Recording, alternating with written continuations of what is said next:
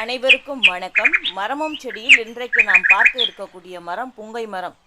இதை புங்க மரம் அப்படின்னும் கிராமத்தில் சொல்லுவாங்க. இந்த புங்க மரம் மூங்கிலுக்கு அடுத்தபடியாக அதிக அளவு ஆக்சிஜனை உற்பத்தி செய்யக்கூடிய மரமாக இருக்குது. அது மட்டும் இல்லாமல் இந்த புங்கை மரம் புவி வெப்பமயமாதலை தடுக்கும் மரங்களில் மிகவும் முக்கியம் வாய்ந்த மரமாக இருக்குது.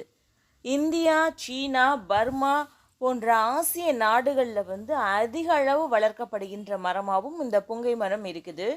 இந்த புங்கை மரத்தோடைய மரத்தோடைய பட்டை, இலை, காய், பூ அனைத்துமே மருத்துவ குணங்கள் கொண்டதாக இருக்குது.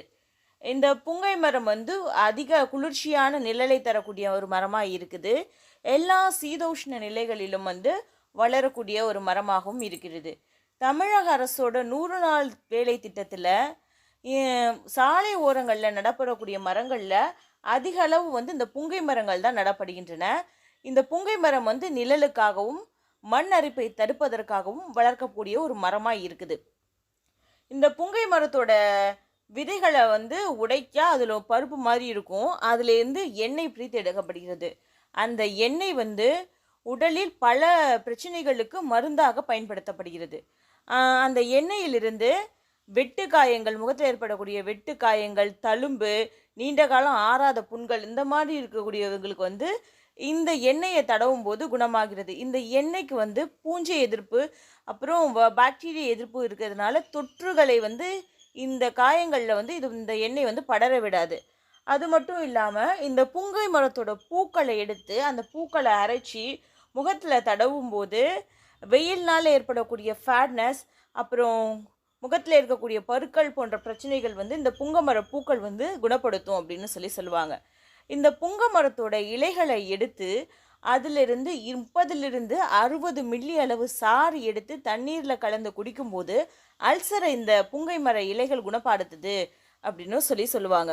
இந்த புங்கை மரம் எல்லா சீதோஷ்ண நிலைகளிலும் வளரக்கூடிய மரம். பரவலாக இந்தியா முழுவதிலும் எல்லா இடங்களில் இந்த புங்கை மரங்களை நம்ம பார்க்க முடியும். இந்த புங்கை மரம் வறட்சியை தாங்கி வளரக்கூடிய தன்மையுடைய மரமாக இருக்குது. விரைவாக வளரக்கூடிய ஒரு மரமாகவும் இருக்குது. 2 ஆண்டுகளில் ஒரு பெரிய மரமாக வளரக்கூடிய அளவுக்கு தன்மை கொண்டது தான் இந்த புங்கை மரம். அதனால தான் சாலை ஓரங்களில் இந்த மரம் அதிக அளவில் நடப்படுகின்றது. புங்கை மரங்கள் பொதுவாக கிராமப்புறங்களில் அதிக அளவில் இருக்கின்றன.